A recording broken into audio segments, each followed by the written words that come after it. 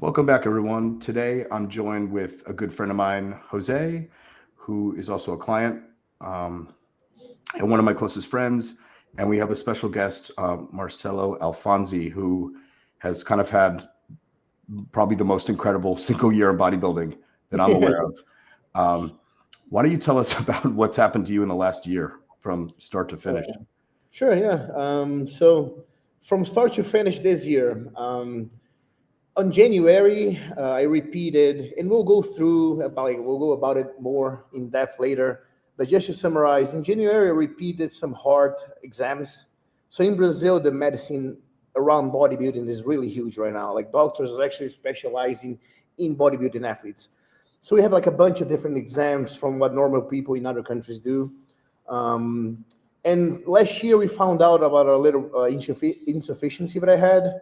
But like long story short, I took the whole year off last year, like 100% like actual normal range TRT, which is like 100 milligrams a week of test. That was it for the whole year. Plus a couple medicines, which we can talk about later.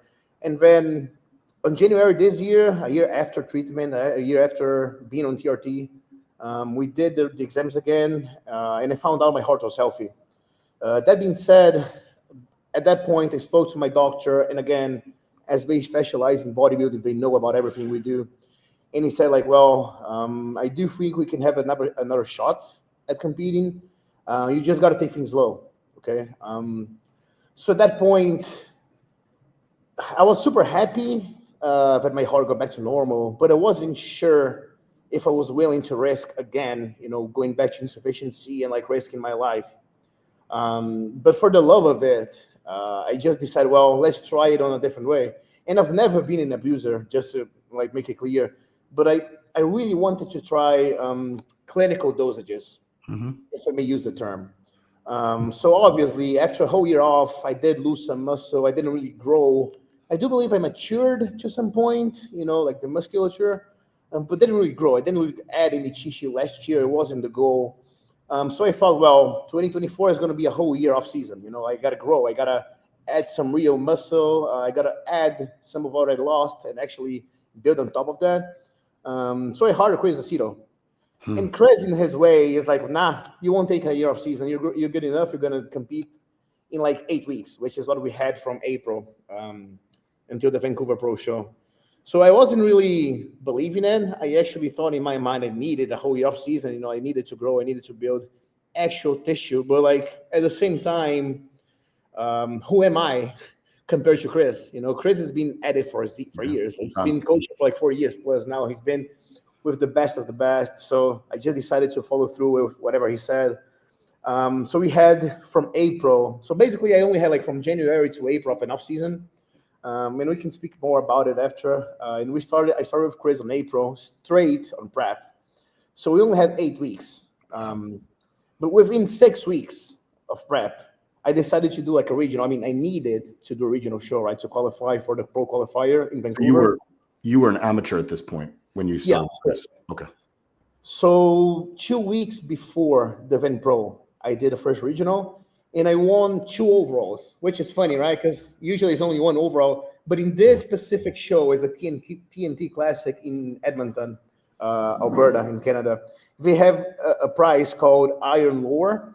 It's the overall of the overall. So like they have that for males and that for females. So like the overall of like all classes, who's like the best prepared athlete, they recognize him as the Iron Lore overall, which means I won the overall bodybuilding, the overall of the show, pretty much. That's 2 weeks prior to the Van Pro. 1 week later, my mom actually went from Brazil to Canada to stay with me because she wanted to watch the Van Pro. Like my shot at a pro card, which in my mind was like not going to happen because I didn't take any off season at all. But as she was there and we had a show really close to where I was staying in Vancouver, I just decided to do a second one, just for the sake of it. So I won the overall again there. So 2 weeks in a row, 2 shows, 3 overalls. So the third week on a row would be the Van Pro, the qualifier. And you, not to interrupt you were competing in classic at the time, or you were in? No, bodybuilding. Yeah, I was doing heavies. Okay. My weight was maybe 100 kilos, like 220 pounds. Yeah. So I went for the Van Pro. So that was at the third week competing on a row. and I won the overall there. So I turned pro. The following day, I went on to do the open just for the sake of it, because again, I wasn't. I'm not an open bodybuilder yet, right? But it was the day after, so I just decided to do it. And I think I placed ninth at the open. I do think I could have done better, but it is what it is. It was my pro debut-ish. I don't really consider it my pro debut because I didn't really prep for it. What? And you had a peak. You had a peak for 2 days in a row too. Yeah. And honestly, I actually have the picture here. Let me show you. I think it's gonna be good to show you guys. Right here. And all of this. Yeah, you can ask. I'm listening. Right.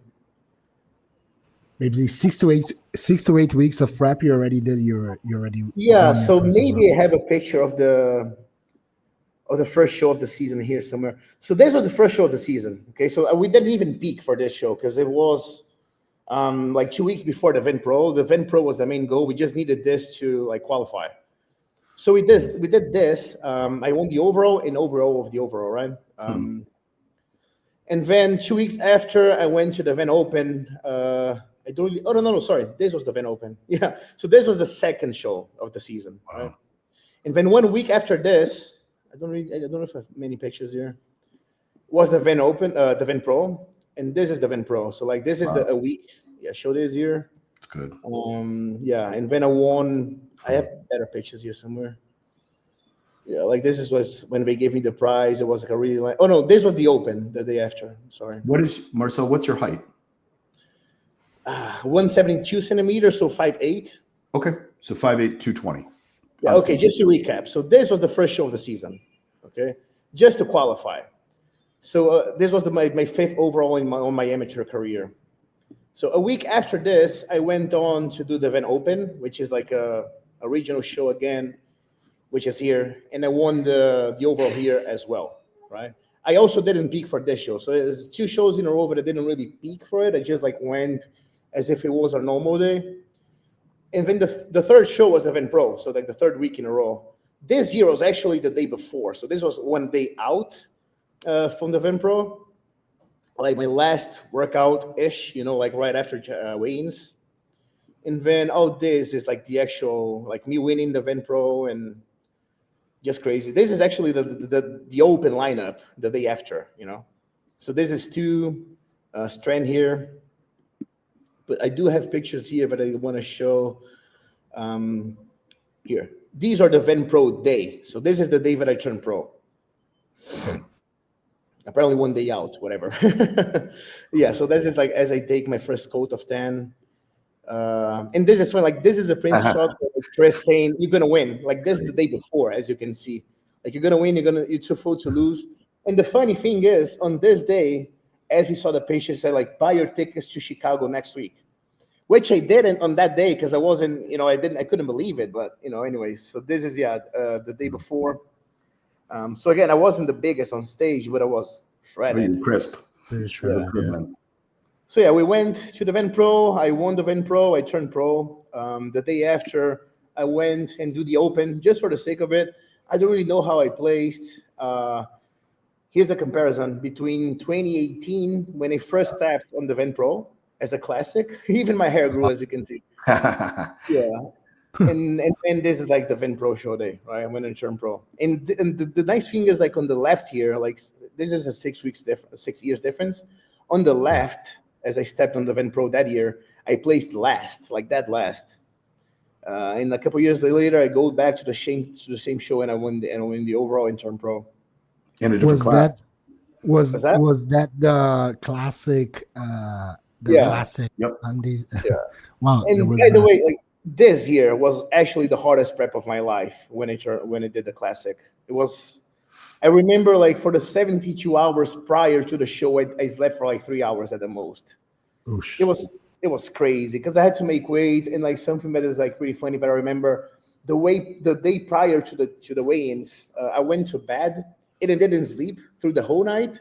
So I remember weighing myself on the night before check-ins, and as I woke up, as the sun rose, I was the same exact weight. So it didn't change anything at all. Like I didn't change the weight at all because I didn't sleep, right? But anyways, like, so after the Event Pro, a week after, so we're speaking the 4th week of competing in a row, I went to Chicago and I won Chicago on my pro debut as a 212. So yeah, well, that's it. Like, so 4 weeks in a row, overall in pro card, pro debut win, no stop week after week. So yeah, that's half of the year. And then I went on to do 3 more shows. So I did Texas, I did Reno, what was the Legion as an open, just for the sake of it again, and then I did the Olympia. Wow. But this to me was my best shape so far, like the day that I won my pro debut, at Chicago. And did you compete in the Olympia, Brazil? I did. It was it wasn't cool. This is my physique at the Olympia Brazil, pretty much. So that's like pretty shredded. 9th show of the year, as you can see. I was dead, man. Like, honestly, to be very honest, I still think my worst physique of the year was actually at the Olympia. To be very honest, like, this is me at the Olympia. You can see like my midsection wasn't like really holding very well. I was lean, but like the glute wasn't like really pushing into the skin. I was just really, really tired. It was hard to make weight. We had to push diuretics more than I'd like. So I just didn't feel up. I still think I could have placed a little bit better, but I was 11th. Yeah, I was there. I saw you. I thought you should have done better. The lighting was really rough too in the audience. It was hard to tell. Oh, you're there? Cool. The lighting there was awful. So here's how it goes. Well, like, this is my transformation from my first show ever in 2014 to the Olympia, right? But here's how it goes, which is funny. So as my last name is Alfonsi, right? On the first call out, not the first call out, like the numerical order, alphabetical order, it was Marcello Alfonsi, first one to be called. Then Kerev Bajo, Sean Clarida, Angel Calderon, Amadash Kanani as well. And then like the 6th guy, I don't remember who it was. But as you can see, I was like in the lineup with the top 4 from 2023. So, like, dude, I kid you not, like no eyes were directed towards me at any point. Like, again, obviously, I don't think I would have beaten like most of these guys. I do like my physique better than Ashkanani, to be very honest. Like, in all due respect, I just prefer it. But anyways, I don't think I had a good look on me. And it's just part of the game, like it just gave me fire to actually get better and better and like be undeniable pretty much. So I'm not really here to complain or anything. I'm just saying everything happens for a reason, and it all just gave me like more fire to keep going. And again, it was like the 8th show of the year, it was my first Olympia.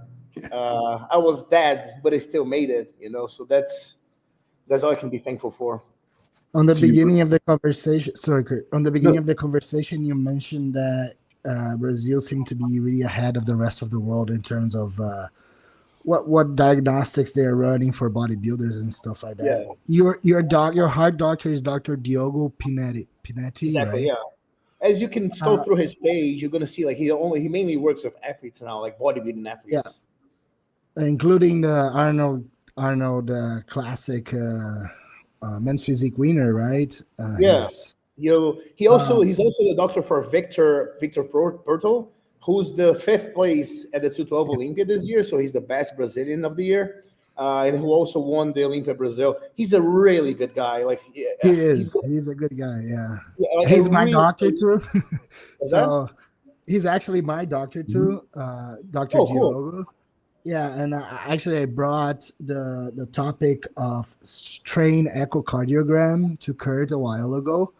Is this a diagnostic that you ran and that you found out about your heart insufficiency with? Yeah, because here's how it goes. So like a normal echo, it won't really show in depth what's going on. So like this strain, what people use it for is actually to measure how much chemotherapy, like the chemotherapy like for cancer patients is affecting their heart. So now we're using that to check how much steroids are affecting the heart. And as we did that a year ago, we found out that my heart wasn't like relaxing and contracting in a good way, and like due to that, I had like heart insufficiency, so my ejection fraction was low. And then I had the option to keep on going and like try to rely on the meds so it wouldn't progress, or I could quit, like stop steroids, like get lighter, like do more cardio. Because being like people don't understand like how unhealthy it is to be heavy, like when people get like sleep apnea, like walking around heavy all the time, most people won't even know they have like high blood pressure. So it is hard to be heavy. It's more than we can see on Instagram, but anyway, so I just decided back then, like last year, well, I really value my life more than anything. Like I am a person outside of bodybuilding as well. It is my passion. It is what I hope I can do for the rest of my life. But if I want to make sure I don't die, I had to take a step back, which meant taking the full year off gear, as I mentioned, like 100 mg TRT on the meds, and just like I really focused on cardio as I was running. Like I don't even remember the last time I ran before that. I couldn't as a bodybuilder, But I was running. I was like hiking a lot. I was still training like 4 times a week to 5. I was like eating healthy because that's what I love, I don't do it like for a goal. I just do it because I like to feel healthy. I like to feel, functional. And yeah, well, it took me a full year. It took a step back, but it healed my heart. Like now my heart is healed. And we just ran. So after this year, as crazy as my season was, 9 shows in a row, but like with more clinical dosages, which I can open up if you want to hear about. We just ran the same exams again, and my heart is still perfect. I have no insufficiency. I have no toxicity, like from steroids, and I'm still at the Olympia. So like what people can take from this is like you don't need to go crazy to be at the Olympia level. You just don't. It's just a matter of patience and hard work. Like gear really, really is like the cherry of the cake. It really is. I really believe it. Assuming you have the genetics to get there, right? Not everyone has those genetics, and then those guys might need to push more. Let's go a little bit more into the strain echocardiogram. Do you have your global longitudinal strain number? Your strain, I think they would call. Diogo has everything, but I don't. But I do. I do remember so usually you have a graphic, a bullseye, yeah. Yeah, the graphic has to be like even in red. In the beginning, like the colors were like all mixed up, pretty much. It wasn't even. Right now, it's all even. It's all the same color, sort of, so to speak. So I'm not really the best person to speak about it. Eventually, if you want to take Diogo on, I can try to help him translate. We could do another one with him. Be interesting. Did you go to the cardio? Did you go to Diogo with some kind of symptomology, or did you go just as a checkup? No, I had none. So this is the issue. Like most people won't even know their heart is not perfect. Yeah. And in the United States, we only use it for chemo. It's not used for anything else. Like it's only for cancer patients generally. So I had to go. Jose insisted that I went and do one myself. So they thought I was crazy because it's not something a normal person would do. But I did, mine turned out fine like yours. But again, I'm older. I'm not trying to push for anything. I don't have a specific goal. But it's very important. I think more people should do it because it definitely picks stuff up at an earlier stage than you would normally see. Yeah, it picks dysfunction and morphology changes before the ejection fraction is lowered. So the normal echocardiogram will only see lowered ejection fraction, but the strain echocardiogram will see the pathology. Will distinct between the pathology and adaptations. Also, it's a pretty sensitive test. So, Marcello, that's very cool that you actually came back after 1 year, and you said that you actually made some kind of like maturity progress, even running 100 milligrams of testosterone per week.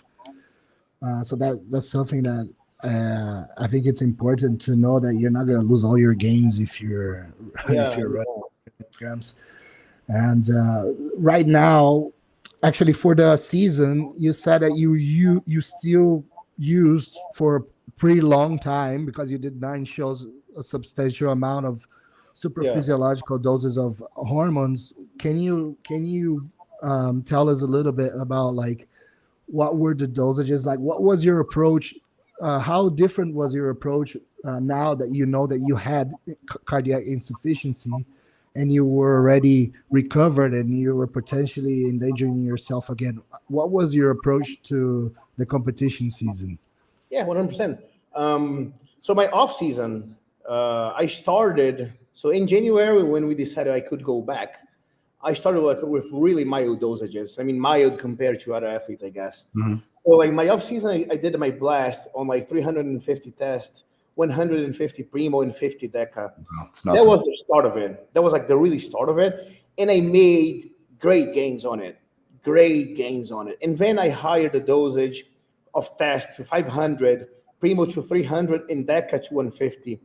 And I found out that deca at 150 really is the most I can run with no side effects. Like no decadic or whatever, nor like any prolactin levels going higher, at least with me. And something that I used to get really bad from deca was like short memory loss. I'm not sure if it's only me, but I actually felt it. And at 150, I didn't feel that. So yeah, I ended my off-season cycle at 500 tests, 300 primo, 150 deca. And at a point, I actually thought about going higher just to see where it would go. So I bought a different bottle of test, which was like from a different lab, which was measured in 400. And I ran that doing like 800 to a gram a week. After a month, nothing was happening. I went to do bloods and I found out it was like underdosed. So lucky me, in the end of the day, all the progress I've made was at 500 tests at the most. And when I tried going higher, it was underdosed, so it didn't really work for nothing. And then like moving on to pre-contest, like we all know Chris is known for like really low dosages. And that is why I actually chose him, because I said, well, if I want to do this, it's got to be with someone that knows what we're doing and like gives me the confidence to go with like lower dosages, right? So we did like 500 tests, 300 Mastron, 200 Primo. That was like the basis of it all for the longest time. We ran no T3, no T4 for the whole season. Maybe it could have helped in terms of like long-term like thyroid health, but we didn't. And Glenn, for the first show, like until the Venpro, we only ran 20 MCGs. To the Olympia, we grew, like we took it up to 40. That was it. Like no over 40. And Tren, we ran Tren for 4 weeks at 50 mgs a week. Like I'm not joking. It wasn't 50 mgs a day nor any other day. It was like 50 mgs a week. So I would measure like on an insulin needle and like do 10 mgs 5 times a week. We did that for 4 weeks and stopped 4 weeks before the Venpro, because at that dosage I was already had like a little bit more anxiety. There was like a lot going on in my life as well, so I won't blame the Tren for that. But it really did help. So for turning a pro, in an 8-week prep, I only used Tren for 4 at 15 mgs a week. And then for the Olympia, to Texas, we didn't use any Tren at all. We did 4 weeks prior to the Olympia. Yeah, exactly. When I got to Boston, because I stayed with Jose Raymond for the 4 weeks prior to the Olympia. When I got to Boston is when we started Tren at 100 a week. And that was it. And to be like very, very, very honest, I don't feel like 50 to 100 made a difference. I really don't. Like the one drug, and also like the one drug that I like the most is weenie. Like the problem with weenie, when you come from a hard situation, is you can't really risk it on the cholesterol, like you shouldn't. So I always took weenie like the 4 weeks before to the show, either the Venpro or the Olympia. I didn't start before that. We didn't go above 50 mgs. That was it with weenie. And how about GH? Did you use GH during your competition? So GH for the Venpro, we got up to 6 IUs.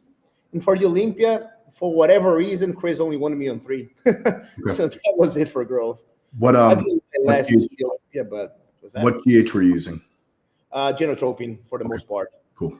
At a point, my Genotropin finished, so I used Sendos. Omnitrope, yeah. Yep. But it only lasted a month, and the rest of it was Genotropin. I do the same thing with my guys when he's only 4 weeks before show. But it creates that look. And same with GH. I generally pull it down for guys in Chicago, otherwise they look too wet. So you see, to the Olympia, we didn't even pull to the Venpro, we didn't pull the GH at all. So that picture with me with the back, like all striated glutes, we didn't pull the GH there. We did for the Olympia because my weight wasn't going down. Like, to be very honest with you guys, from Chicago, after Chicago, I did Texas, Legion, and the Olympia Brazil. So like 4 more shows, fucking crazy. From Chicago, it was like really downhill in terms of physique. Because the thing is, well, once I won the Chicago Pro, I said like, well, fuck yeah, like I did history. I can't think of many people that won their pro debut after a week after they turned pro. But at the same time, I said, well, I'm fucked, because now I gotta like really hold my physique from growing because of my height. I'm 5'8", so I'm already like higher than most people, and my body just wanted to grow. Like it really wanted to grow. And at that point, when I won Chicago, I had like two options pretty much. So one option, thinking solely about the Olympia, would be, well, I'm gonna rest, give it a break, give like a month off everything, whatever, and like prep for only for the Olympia, and like stay in Canada or stay in Brazil, whichever, and really focus on that. Or I can take all the opportunities that have been arising from all the winnings I just got and travel and compete and live the life that I always dreamed of from bodybuilding.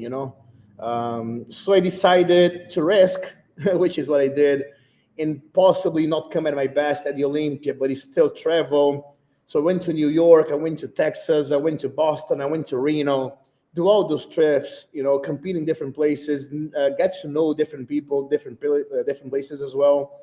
But it came with the cost that like my body was just like really tired at the Olympia, like really tired. So the response obviously wasn't the best.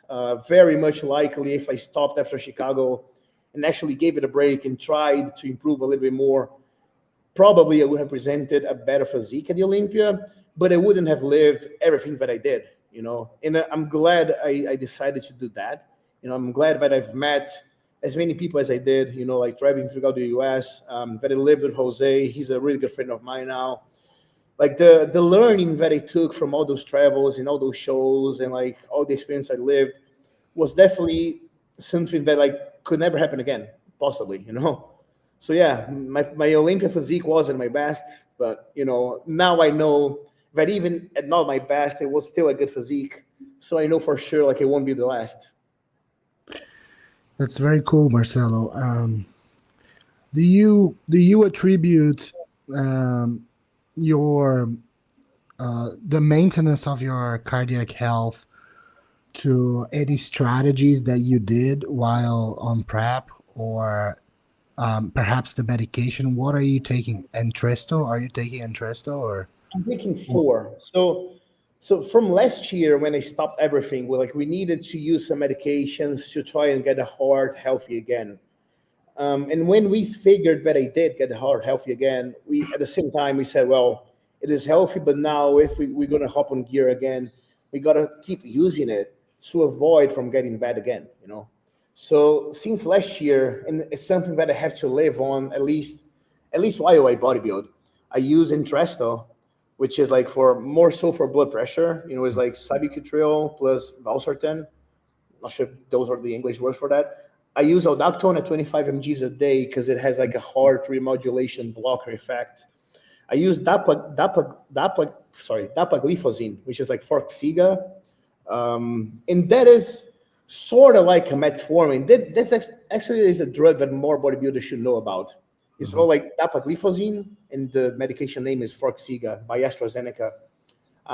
It works somehow like metformin. It is a GDA. It is meant for like diabetes patients. So just like metformin, it just like works through a different organ, but it does have an effect of like controlling heart remodulation, just so it doesn't keep growing. And the fourth one is a beta blocker, which is bisoprolol that I use as well. But the bisoprolol, I've seen people using 10 mgs or more. I only need 2.5. Okay. Aldactone is 25 mgs, Forxiga is 10. And Entresto, last year, when we tried to get my heart functioning again, I used 200 mgs a day. For this prep, I used 100. So it was less. But at the same time, it wasn't as heavy. So it wasn't have like sleep issues. I wasn't like carrying a lot of body weight around. My blood pressure was fine. I never missed a single session of cardio since last year, like not once. Like not a day has gone by without me doing cardio. Even like Chris didn't even have me doing formal cardio, but I would still like do 20 minutes in the morning because I know it's needed for my heart now. So other than that, like the cardio, the medications, something that I've learned last year, and like sometimes it may sound like hippie, but it's not, is like really, really, really focus on like mitigating stress, not only physical stress, but like mental stress as well. So for the most part of my career, I've always stressed like about being a robot. And like, don't get me wrong, I've never missed a meal, I've never cheated, I've never missed a single session of training, but now I do understand balance and balance a little bit more. So balance isn't like letting go of something to do another thing, It's not like missing a workout to go out with friends.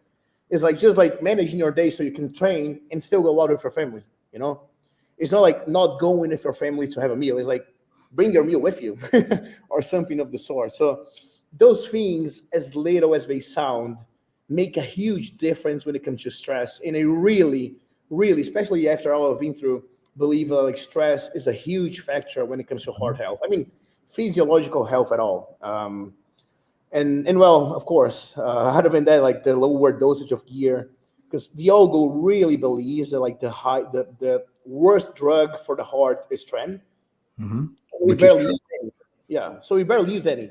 So this is why when he goes with the strain and checks for the toxicity, there's none, because I've only used like 50 to 100 mgs a week, and do like honestly, with that dosage, maybe like 150 at the most, you can really see what you expect in terms of like androgenicity without the side effects. Like, so why going like 300, 400, 500, 700 gram, whatever, if all you're going to take is more sides from it, And like, not only in me, but I've been doing the same with all my clients, and it's been working great. So I just don't see it, yeah. Kurt said something to me. I pointed out about tren to him, and he made a mention that I think it's important to say it's because the mineralocorticoid receptor, right, Kurt? It's not the androgen receptor per se. Yeah, no, it's not the androgen receptor in the heart. It's through the MR receptor that it affects the heart. But yeah, that's honestly the only real proven with current science bad part about tren. So it's not really affecting the kidneys like we thought, or the liver and things like that to any large degree, perhaps with massive dosing. But it seems that the heart is really what's going to take the abuse from tren more than anything. What were your previous cycles like before all of this? In prep, so the highest tren I've ever ran was like 350, but I can remember. So like 15 mgs a day. And from that, I would always like get sleep issues. I won't say stress as in aggression, because I've never been an aggressive person, but I would be cold as fuck, like really cold. Apathetic, like you just don't care. Yeah. Like really, like I remember like my girlfriend, like you used to say, well, is as if we were watching a movie and I wasn't there, pretty much. Yeah, it's crazy. So when it comes to train, it wasn't above 350, but I've ran 1.2 grams of test before. I've ran as high as 1.4 grams of primo before. These were like the highest dosages that I've ever used. EQ is something that I can't touch personally. So like the last time I've used EQ was 2017. And like, I'm not exaggerating. I did one shot of 200 mgs, one shot. And for a whole month, I had nightmares every single day, but like really vivid nightmares, like really vivid nightmares. I remember a couple, like I'm driving, I stop at the light, I look to the side, I see like a shadow running towards me and like stabbing me. I wake up, feel like someone stabbing on my ribs or something. It was crazy. And every single day I would wake up next to my ex-wife and say like, you're cheating on me. So, and I've heard like so many people saying things about like being, like having suicidal thoughts on EQ and all that. And I know it has something to do with like GABA production. So since 2017, I don't touch EQ at all. Like I won't mess with that. Orals, I never really use any during the off season, so I can't really speak on like high orals. Yeah, so the highest I've ran was like high test, which I really don't see much of a benefit above like 700 mgs. It really feels like it's more sides, more water retention, more you need like more AIs to control the side effects. And the one time I ran 1.4 grams of primo, because in Brazil we can get like easy pharma grade primo as well, right? For cheap, like it's like $30 a vial. Yeah. I ran like 1.4 grams, but that was the time that I tried, because it seems to be a trend now to do like DHT base. Mhm. So I said, well, I'll try that. Like, if supposedly higher test is better for the heart, I'm gonna try like high DHT. So in that time, I ran like 600 tests in like 1.4 grams of primo, and it was the worst ever. Like, it was terrible. Like, I can't really explain, because I always thought when you pretty much block estrogen, you get like cold. With me, as bad as it sounds, I cried watching Barbie, man. Like, I was like crying over anything. It was shit. And not only that, but I couldn't train because my estrogen was like zero pretty much. And my joints were like crazy sore. I couldn't squat. My elbow is like fucked up since then. So yeah, so I really, and especially after this year, like the small off season I've done in the beginning of the year, like 350 tests, 150 primo, 50 deca. I grew so much. I mean, as much as I could to be at the Olympia this year, being an amateur before, right? So I get that like most people won't even believe it, because like, most people got there like maybe abusing, but the times that I did run higher dosages, like I cannot, yeah, as I told you guys, I've ran 1.2 grams of test in the past, 1.4 grams of primo in the past. But when I tried, it was never for a long period, because I just never really managed to like handle the side effects. So I can't attribute my growth to higher dosages, because it never took long. Whereas with like lower dosages, I always like manage to go through like with a higher off season, like a longer off season, less side effects, and like a better training even, because like if you're bloated, the training just isn't the same. So to me, as much as like the forums are gonna say that like this and this and that open bodybuilder can handle grams and grams, I just don't see it. I really don't. And with GH, if you ask me, I've never been able to push over 4 IUs a day on the off season. I'll show you right now. Like, you see the scar here and here. Oh, I from had carpal tunnel. surgery, yeah, because of 4 IUs. It Wow. got that bad. Wow. Not only carpal tunnel, but also Ducher-Weiss syndrome. I had like both sides as well, which is something unheard of. At least I've never heard anyone having Ducher-Weiss syndrome before me, but I did. So maybe my genetics wasn't good for GH. Or you're such a super responder that you just don't need that much stuff. Yeah. I mean, there are guys on the stage with you that I've spoken to a couple of them firsthand that are using bottles of things a day, right? Yeah. But you clearly don't need that much. So why use it? Yeah, at the same point, like I just wonder if I needed that much. I don't think I would bodybuild at all, because as much as I love it, I just don't want to die, I want to live for a long time. So like my inspirations in the sport, of course, like we have like great athletes nowadays. So I'm not trying to speak bad about anyone, but it's like we're going to be like the Dexters, the Kamals, those guys that actually competed for a long time. Even Hadi, like how old is Hadi now? I don't even know, but I really believe in longevity, and I'm not in a rush. And the truth of the matter is, as bad as it sounds, we do have a lot of people coming up like at a young age, as young as I am. But the truth is, how long do they last? Like, it is unfortunate to mention. It is. I don't mean it in a bad way, but like we take Dallas for one. Unfortunately, he didn't last long. We take Luke for once. He's a great athlete. Like, he was an inspiration to me, but he also didn't last long. And I'm not saying he used a lot. I don't know how much he used. Dallas, we supposedly know. Yeah, but unfortunately, probably. Do I want to be like top 5 in the Olympia and die at a young age, or I want to live this for a long period? Like, why am I in a rush? I'm enjoying the journey. I'm being healthy. 50 years old is quite young, also. So you don't want to end your bodybuilding career. And that's my age. I appreciate that. Dude, I was Olympia at 50. Most people are retired or even dying before that. So to me, that is inspiring when I see someone that has achieved what you have achieved and has a mentality and practices it by using less amounts and taking care of your health and having the message that there is more to it than pushing it.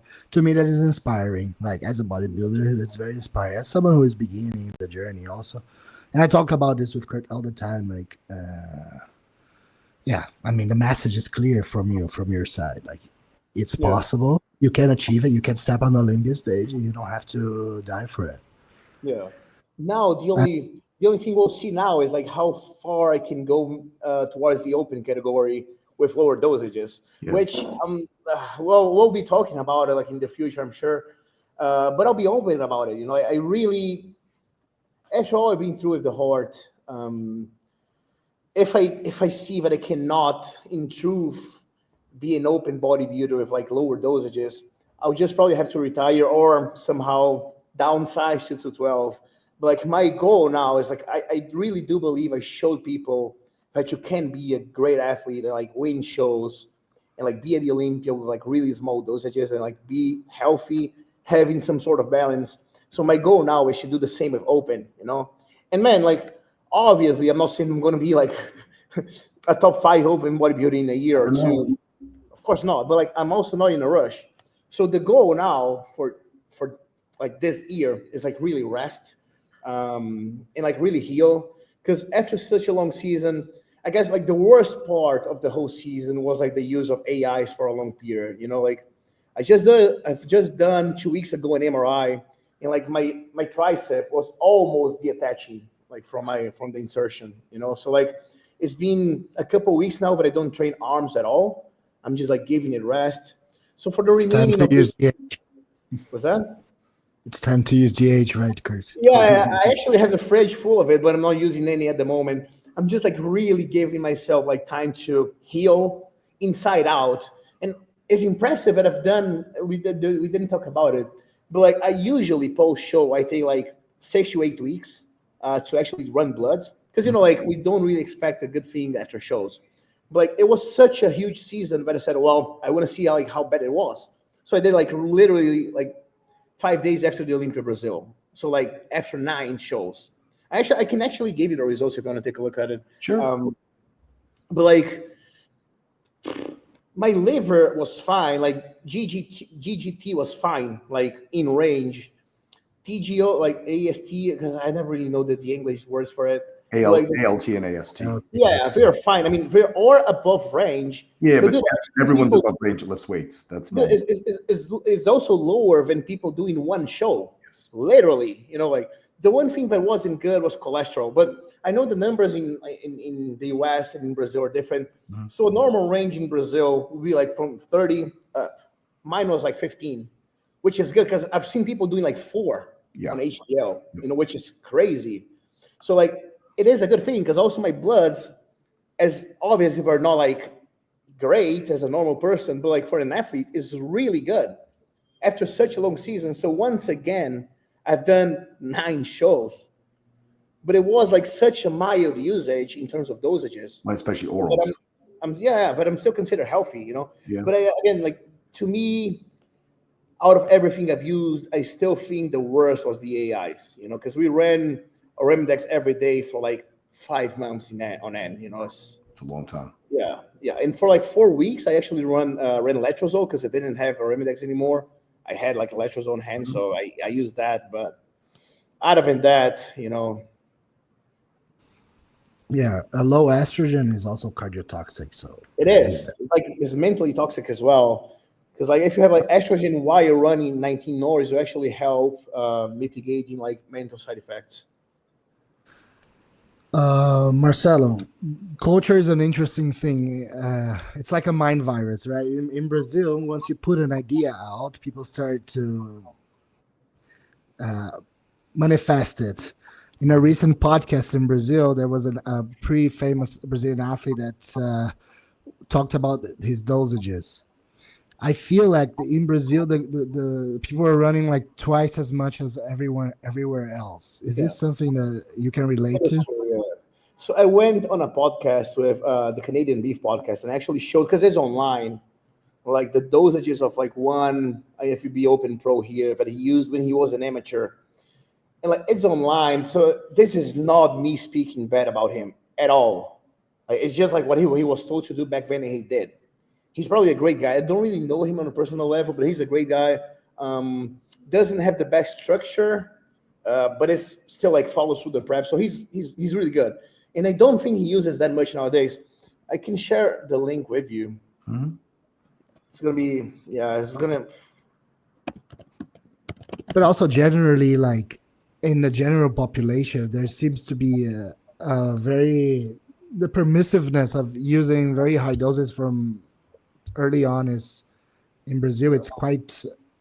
If you want to open the link that I just showed you, I mean, maybe I can do it here. I was just like, I mean, it's online, it's open for everyone to see. I'll just like hide this name for the sake of it, but again, it's online, right? Wait.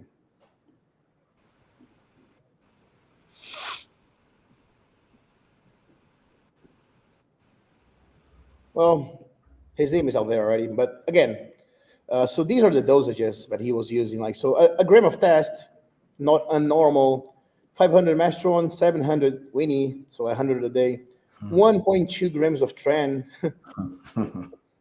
Yeah, so like 1 mg of Arimidex is not 1 mcg, it's 1 mg. 8 of Anavar. So far, the tren is the craziest thing here, right? But then you go like to the stimulants, 200 mgs of T3, 600 of T4. I mean, I'm not sure if that's normal there, but to me, that's crazy. You know, I didn't run any T3, T4 at all. And we see people running like 1.2 grams of tren with like 200 mcgs of T3. Again, I don't think he does that anymore. It's just like what he was told to do back then. But when it comes to like most of the Brazilian population, like most Brazilian athletes, I think the issue is the forums, like the online forums, you know, because they never really spoke about training, and the training culture is what's missing here. Slowly is getting better. Like slowly it really is getting better. Slowly we have like more and more people come and like speak openly about their cycles. So like we had Rafael Brandão come to one of those podcasts and say like, listen, I never use like that much, but people still don't believe him, you know? He was working with Chris, so I do believe him. But people always go towards what's easiest. And it is easier to like use a ton of drugs and not train as hard, not rest. It is unfortunate, but it's just the culture here. You know, like something that happens in the US, Canada, I'm not sure in Japan, but like other countries around the world, is like people start lifting from a very young age in high school. Here, high schools don't really have lifting weights as a sport. It's like only soccer, football, whatever, handball, volleyball. So there isn't much of like a training culture. In my city, for one, I mean, not me, like my family lives in like one of the biggest cities in Brazil. There's no gyms here with dumbbells above 80 pounds at all. Wow. Like you won't see a single person doing a deadlift. It isn't a thing. You know, like now in Sao Paulo, like the supplement brands are slowly opening up gyms with like better structures and people are starting to lift heavier, but it isn't, it haven't been for the past years something that has been taught. Whereas the focus was always on gear, like people would always talk about gear and gear and gear. And also too, like we have a pretty easy access to stuff, you know, like to everything, even pharma grade. So I know for a fact that like growth in Canada, in the US, pharma grade is usually more expensive. Here is easier to get from the pharmacy for a cheaper price, for one, you know. So knowing how the forums work here, do you know GH15?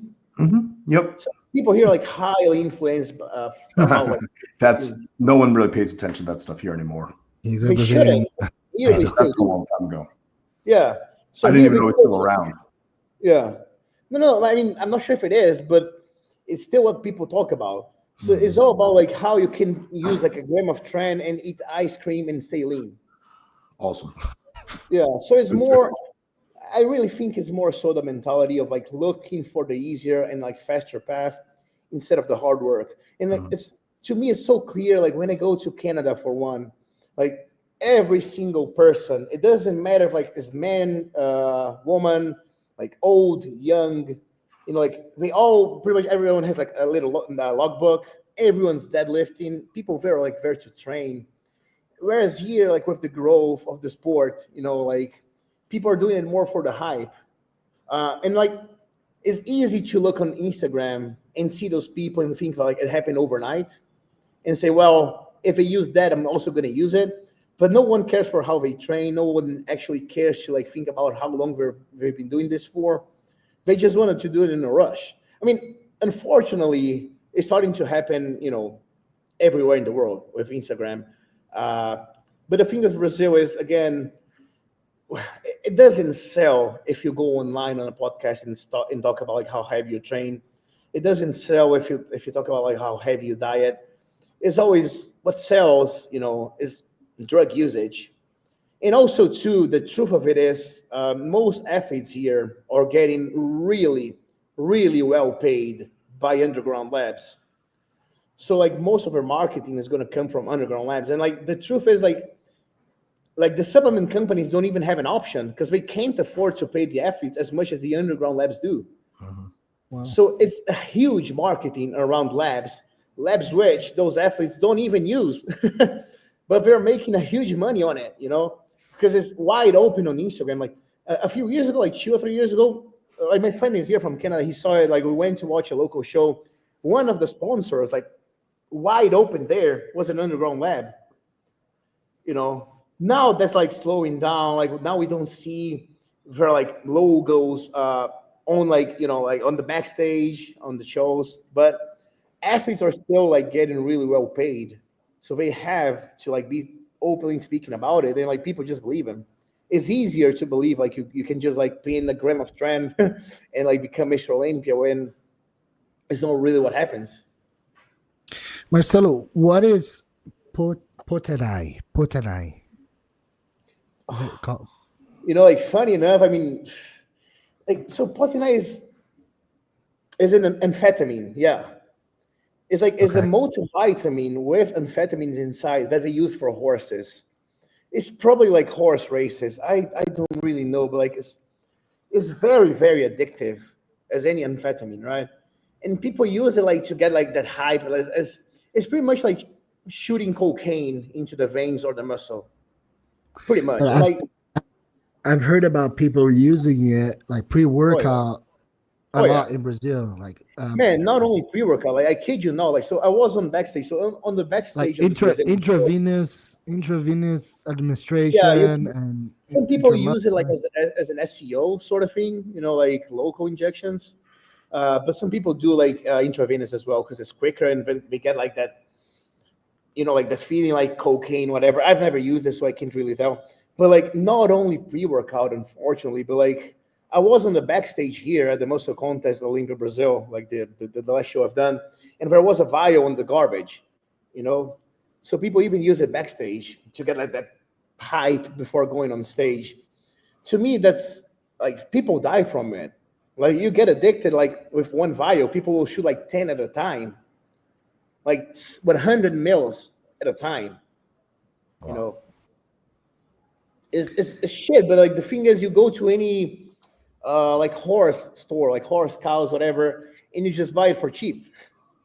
So people use it as a pre-workout. Not many, okay? Hopefully not many, but still widely used. And again, it's an amphetamine, right? So it's just like any cocaine or any drug like that, and it's just like very romanticized, Unfortunately. Every time I talk about Brazilian bodybuilding, this stuff comes up.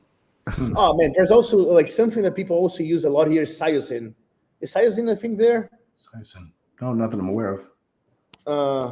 Let me see what's the compound. Yeah, if you Google it, you're gonna find like Cyosin. So like CIOSIN. What it does is like it causes abortion on cows. People use it because like it really makes your intestine move a lot. So you just like shit like all water and anything that's inside, and you get the waist tight pretty much. But again, it's a cow abortive, it's fucking crazy. Wow. But people use it all the time, and they say you get shredded from it. So that's a power of culture.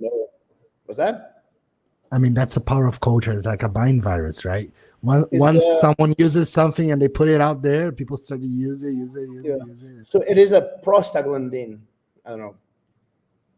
So it makes a regression on the morphology of the luteus body. So it makes so it makes cows ovulate. Right? Yeah. Yep. So that's what it does. It makes cows ovulate like right away. That's How in crazy. the world people decided to do that I for don't know. bodybuilding? I have no clue how they got to this point, but it's going on. It goes on. It's very, very common, you know. You see that mostly in Brazil, though. You don't see that in the U.S., do you? I've I've never never even heard of heard it. of it outside. Yeah, I've never heard of it here. no, Yeah, but it's these very two common. these two things I never heard about. So I just brought it up because every time, Wow, like I it's said, like, every cool. time I talk about bodybuilding in Brazil, I hear about like this potenai and everyone just talking about potenai. Taking just a quick step back, you mentioned that you did cardio every day, you didn't miss it, and apparently, Dr. Diogo is also my cardiologist. He said, "Man, cardio is, um, yeah, just have to do it every day as much as you can." Yeah. And zone two, right? Do you measure your zone on cardio like with a heart rate monitor or something, or? So he's done a test. I can't remember the name of the test, but that test shows the various rates and which one is like the rate where you actually burn fat. And supposedly that's a rate that is healthier for the heart as well. Yeah, Mine, zone two. 115 to 120 beats per minute. That's fine. You know, like people will be different. It's Yeah, usually within that range, but that's what I keep. Yeah, and I do measure it. no, that's awesome. I was like mostly using the Apple Watch, not anymore. Just like one quick going back, I just found what Potenai is. Is a substance called methamphetamine, if Mhm. you heard of it. Is an Sounds amphetamine. like, Yeah. yeah, sounds like an amphetamine. Yeah, that's what it is. But it's that with I just wrote in the chat here. Is that with a bunch of vitamins, and they use it for horses. You can buy it anywhere. I mean, like, when people like inject the whole vial at once. So it's an amphetamine plus vitamin B complex. Yeah, now I remember. Yes. It's for horses. Yeah. um, Kurt, do you have any questions for Marcello? No, I think you pretty much covered most of it. It's just super impressive how far you've come, especially in that 1 year, in doing the small amounts of stuff you did. And I love that you talked about the training, because I think that that's where I see most guys go wrong, right? They don't leverage training at all. They're just going to the gym and doing junk, right? They're not really pushing themselves and just letting the drugs do the work. I've done a bunch of podcasts recently where I try to explain why the reason why guys like Dorian Yates were so much bigger than a lot of his competitors, because he actually focused on what he was doing in the gym as well, not just doing drugs, right? And a lot of guys nowadays just want to push the chemicals, right? That the food is relatively irrelevant to them, and then they just leverage the one pathway. Yeah, I know. Yeah. This is like what I did the Legion Pro as an open again, still as at 212, but yeah, that was it. That was the physique, and I placed. I think it was like ninth. I don't really know, but it was ahead of Justin Rodriguez, which is cool. You know, I'm still not on open, and like just behind Patrick Moore. But that was like 1 week or 2 weeks out of the Olympia itself. So yeah, I'm really looking forward to actually do the work for open. And something I'm going to try right now as we speak of training is, at this point I'm going to be doing like a 4-day split. So pretty much like upper lower upper lower. I would do like maybe an arm day, because I feel for me, I really do believe arm days. People seem to like not do it as much anymore. Seems like pull push legs, but I do feel like very good. But I just can't train triceps right now. So upper lower was going to be the split for now. And my goal right now is actually to like regain strength and like become really strong, and just in the like in the future adding like a more detailed schedule. But as of now, I really want to go back to like heavy training, like just Mhm. like really getting strong and focus on that Yeah. pretty If much. you want to get bigger, you got to get stronger. That's what a Yeah, muscle I know. fiber does. It produces force. So if you're not getting stronger, you ain't getting bigger. Yeah, and upper lower. I Yeah, really like. great. I There's really nothing like wrong the with it. lower uppers. I only train Yes, 4 days a week too. I don't. yeah. There's just no need to train more. I do Yeah, feel like I've lost muscle during the season. So pretty much now is like giving my body the rest it needs. Because like people may not understand like how crazy such a long season is on the body. But just so you have an idea. So usually when we speak like of reverse dieting, to me, that's like the ideal path to take post-show, ideally.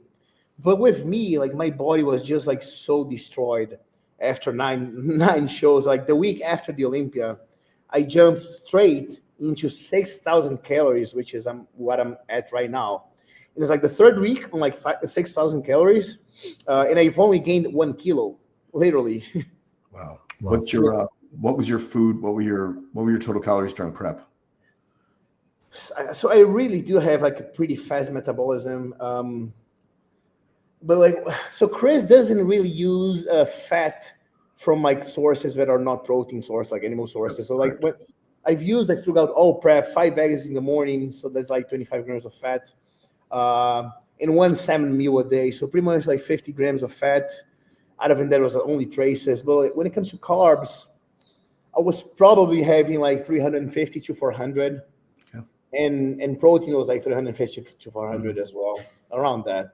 I don't think we went below that. Maybe to make way for the Chicago we did, and then like to make way to the Olympia.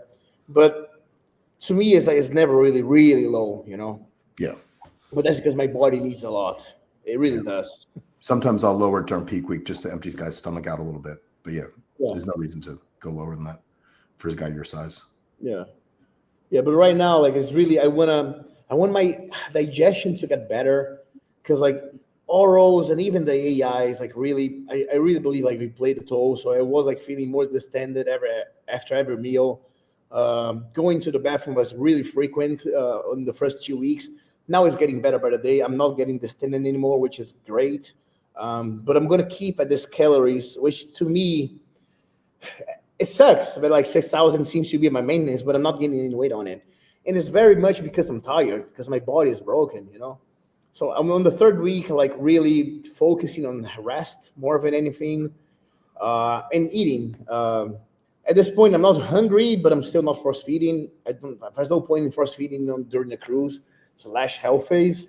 But yeah, just to show like how my body is tired, like 6,000 calories is a lot, and I'm not gaining any weight on it. You know, I'm just like really recovering. So it really did play a big toll on my body. Yeah, that's probably your maintenance if you're not gaining weight on it. Yeah, not at all. Like it's been like 3 weeks, and I put no weight on it.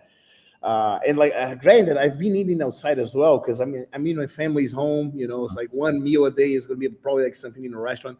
I never go crazy with like dirty stuff. I don't like it. You know, like. But still, there's like 6,000 calories, or it's like 6,000 calories, right? Yeah. From a physics point of view, it's the same. Yeah. Do you I'll have people comment down below too if they want to know more stuff. If you want to come back on, we could answer some questions and stuff. Yeah, of course. I really appreciate you coming on and being honest and open. You know, incredible job this year. Only, can't wait to see where you take this in the future. And you're 29 now, so you have a long time to go. You know, and happy birthday. It is. Thank you, man. Yeah. Like if you guys want me to, it's gonna be a pleasure. I really want people to see a different way of doing this. You know, when it comes to balance, when it comes to like not overusing drugs, when it comes to like longevity, that is my goal. You know, as a coach as well, like all the athletes I take on, like I really make it clear, like, listen, with me, we won't go high on drugs. Like you're gonna work your ass off, you're gonna diet hard, but you know, like I won't make like drugs instead of like work. You know, it just won't happen. Like if you want to work with me, you're gonna be an athlete, you know, and that's what athletes are. We're not like gym, like rat labs. Exactly. It's bodybuilding, right? It's not chemistry. I know. I really don't believe the say that I did like bodybuilding is like a drug warfare. It just isn't. It really isn't. That's awesome, Marcello. Thank you so much for coming on. You are an artist, and we hope to have you soon here. Definitely. Maybe doing a Q&A. Absolutely. Thank you so much. Thanks, guys. Take care, everyone. Thank you, Kurt. Bye-bye. I'll see you.